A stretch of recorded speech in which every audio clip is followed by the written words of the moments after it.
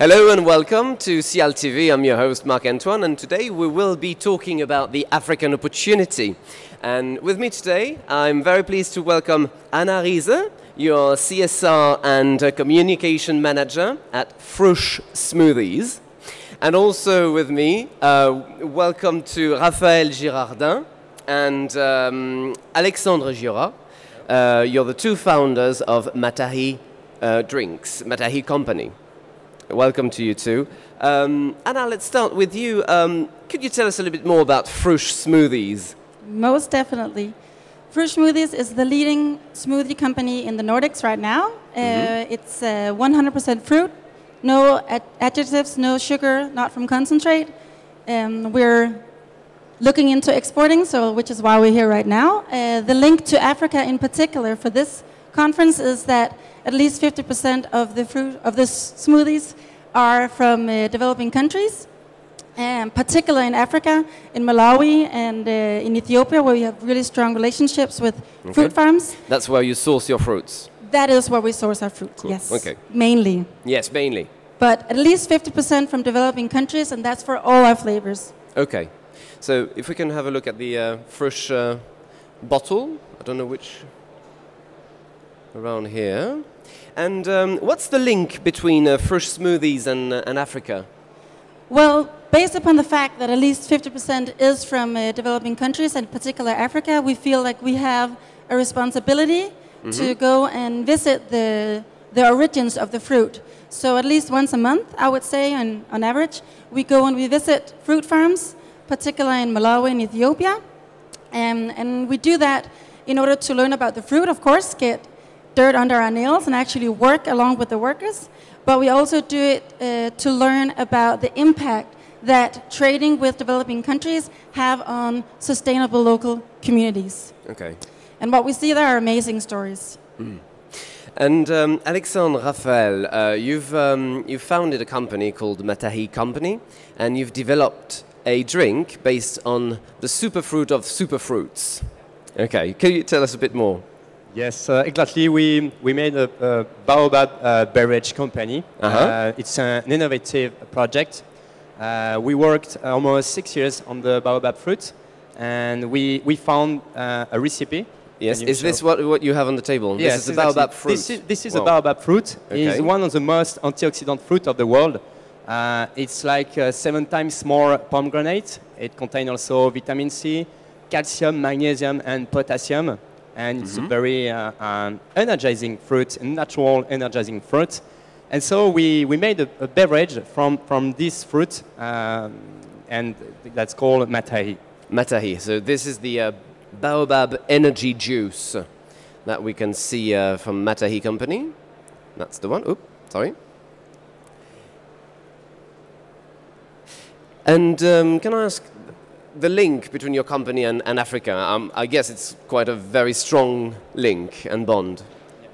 Yes, the link is the fruit, mainly, but both with Raphael, we are both agronomic engineer. Yes. And in food industry, so we work with Africa. We have a cooperative. We do fair trade with women association to harvest the fruits and to make the drink in France. So fair trade. Yes, it's fair very trade. important for you? Yes, of course. Okay. And what about for Froosh Smoothies? Do you work with the labels, or how important are labels for Froosh Smoothies? Fair trade, could be sustainable. I mean, if we can have a quick word on sustainability, maybe? Yeah, I would say that despite the fact that I think it's great that CSR has gotten a big part on the landscape, on the communication platforms of most food and beverage industries right now.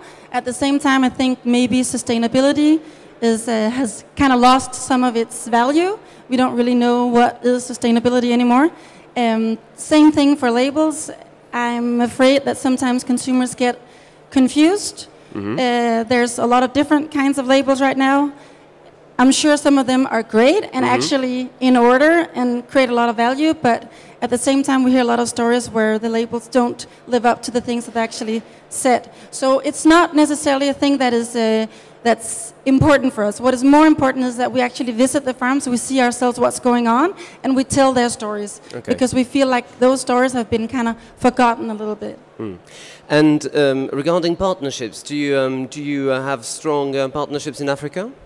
Definitely. With our farms, we have really strong partnerships. Okay. And the relationships are so large right now that we don't stop by telling their stories, and we don't just invite media to go on the trips to sell the stories that the farms are telling, but we actually make contracts with them now. So we ask our main suppliers if they can make preferential agreements with this and that farm in order to get the fruit from sourced from those farms. Okay.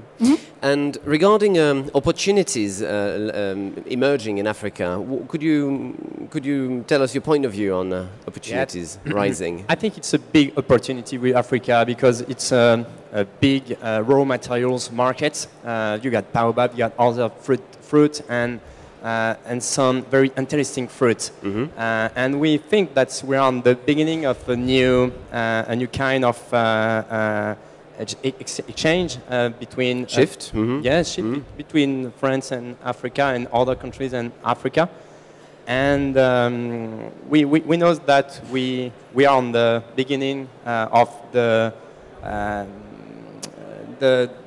baobab fruit, because nobody knows what is the baobab fruit. That's very funny.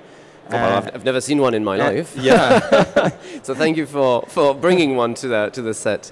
And challenges also probably rising with opportunities.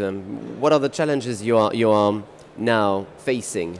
The big challenge is to structure the supply chain, because it's hard to make a good cooperative in Africa to get some good quality, such as other as Europe or other countries.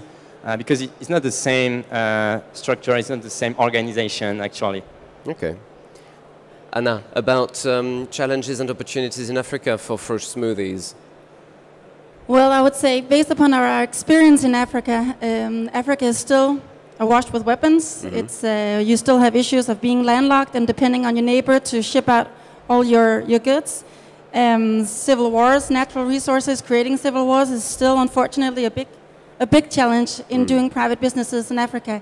Yet the progress is on the right direction now, and I think the development of increasing public and private relationships and partnerships are really a right step in the right direction. Okay. That means that you can lessen corruption that way, and those things and the infrastructure that can be built based upon private and public relationships are very vital for the private business successes. We've seen dams being built in India. We've seen railroads, very important to get into your ports in Mozambique, being built based upon the fruit farms and a relationship with the government. Okay.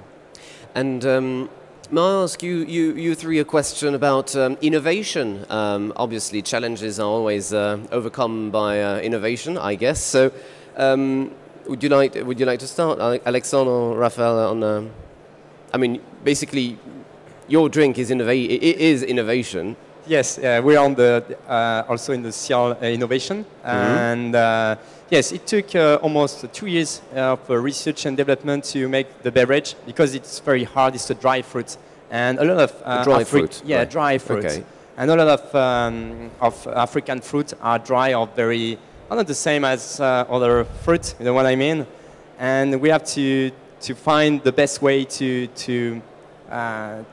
get the benefits of this fruit and other fruits. Okay. And you need to innovate and to find a different way to innovate from African fruits. Okay. Excellent. Yeah. And also in the drink area, we have the juice, we have the energy drink, but we didn't have the energy juice. So Matahi, the first energy juice in the market. Okay. So it's a kind of innovation too. And into your energy juice, do you add supplements at all, or is it just purely natural from the baobab fruit? it's purely natural from the baobab fruit, Okay. but we do more vitamin extraction and some minerals and something good for health. Okay, very good. Anna, about innovation that you may have witnessed as communication manager for Froosh. Yes, definitely. I think Africa has become, in the recent years, very good at adapting to the consumers' needs in the Western world.